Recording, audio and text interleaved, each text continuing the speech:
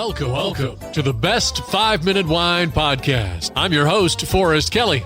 From the seed to the glass, wine has a past. Our aim at the Best 5-Minute Wine Podcast is to look for adventure at wineries around the globe. After all, grape minds think alike. Let's start the adventure. Our featured winery is... Okay, in this episode, Dean, I'm just going to give you some random questions. I can imagine having a farm and vineyard located in Virginia. It's very scenic, so what do we see when we come into the parking lot at Pippin Hill Farm and Vineyards? You're looking out over the valley. Located is up on the high side of the valley facing west, and that there are 4 mountain ranges when you come out of the valley that end up being where the Blue Ridge Mountains are.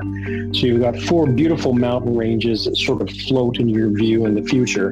And they will never be developed close in because John Grisham, the author, owns a big chunk of the ones right in front of us. And the rest of it is part of our Bondurant farm, which is a conservation easement ownership group. So it is all rural. We won't have any homes or anything built within our viewshed. And you're looking out over our 6 acres of vines, down across a wildflower meadow, and over to some closer woods where we've been able to go in and pull out all the invasive species. And there was a program this last year that was grants to plant native trees.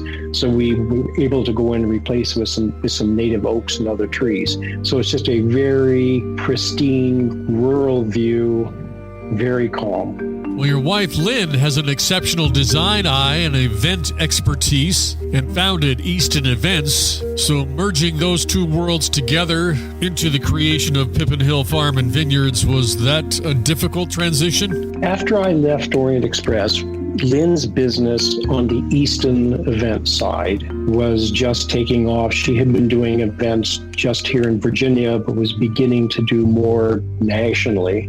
And one of the points she mentioned to me was that she had a lot of clients who really wanted to come to this particular beautiful part of rural Virginia and host an outdoor wedding, but there really weren't enough places to do it.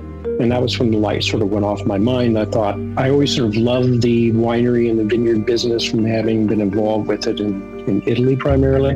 And so wanting to do it, it provided us a means of both collaborating and working together. And without Lynn, we wouldn't have been able to get the initial clients to come in to help underwrite the overall investment. So doing weddings and private events helps underwrite the broader picture of the wine business. So that was kind of what our collaboration was, and her office is still here with us out at Pippin Hill, and she also has an office in Charleston, South Carolina as well. So it's been a great partnership because not only are we partners in life with now 7 grandchildren, but we also have been able to work successfully together with Lynn taking the lead on some of the design side and some of the concept development side, and my kind of make it happen on a day-to-day basis.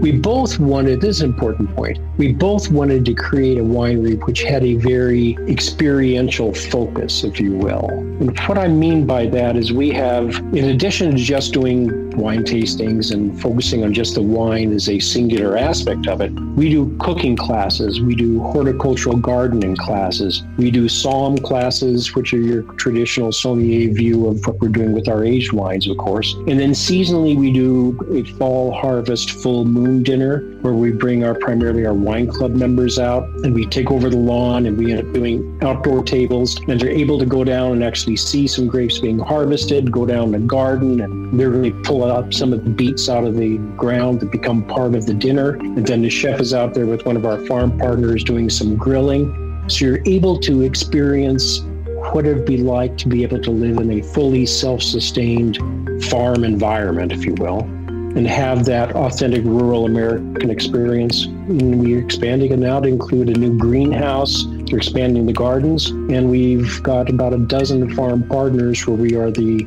largest client for people who are building up everything from making cheese to growing cattle. And really, it's an integral part of what we do. Thank you for listening. I'm Forrest Kelly. This episode of the Best 5-Minute Wine Podcast was produced by iHism.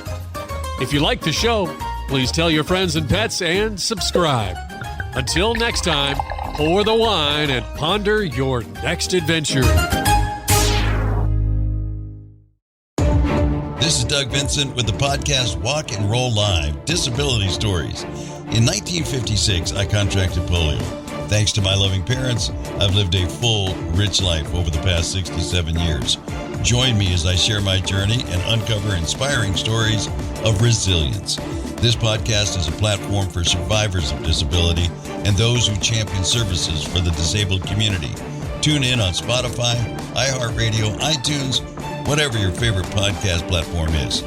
Let's walk and roll together on this incredible journey of strength and empowerment.